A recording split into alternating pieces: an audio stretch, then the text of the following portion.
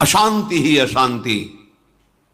उस समय आप देखिएगा भारी से भारी संकट की निवृत्ति के लिए एकमात्र उपाय है, यदि आप भजन नहीं करते तो आप दिमाग में लिख लीजिए, चाहे अपनी नित्य डायरी में लिख लीजिए।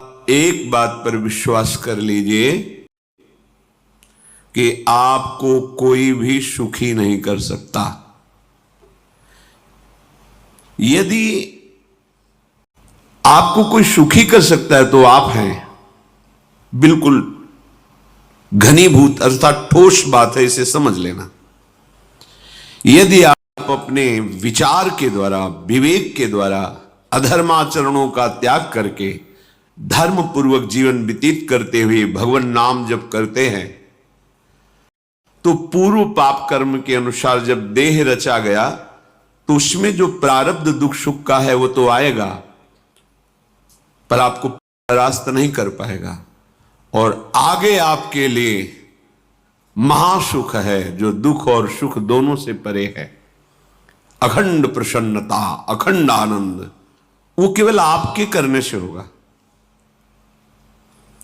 उपदेश मिल सकते हैं, मार्ग बताया जा सकता है, आपको सहयोग मिल सकता है, पर चलना आपको होगा।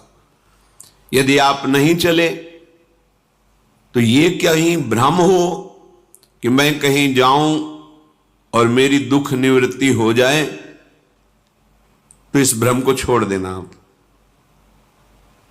क्योंकि हम आप तो बहुत छोटे जीव हैं, अर्थात बहुत ये दुख और सुख एक भ्रमात्मक इंद्रजाल है माया का, ना दुख है न सुख है।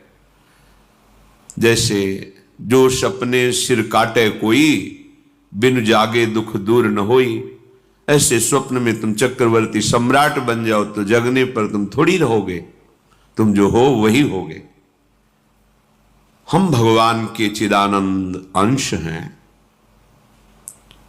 ये भूलकर हम अपने को स्त्री पुरुष, अच्छा बुरा, धनी निर्धन, दुखी सुखी आदि आदि बहुत सा प्रपंच है, इसे हम अपने दिमाग में बैठा लिया है।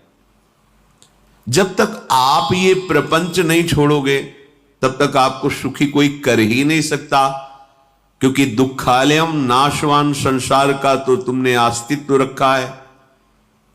अगर ये किसी के दूर करने से होता तो स्वयं जगत गुरु परब्रह्म परमात्म तत्व भगवान श्री कृष्ण सामने हैं और अर्जुन को कह रहे हैं, मात्रा स्पर्शास्तु कौन्तेय शीतोष्ण सुख दुखदा आगमा पायनो अनित्यास्ता स्थितिक्षस्व भारत।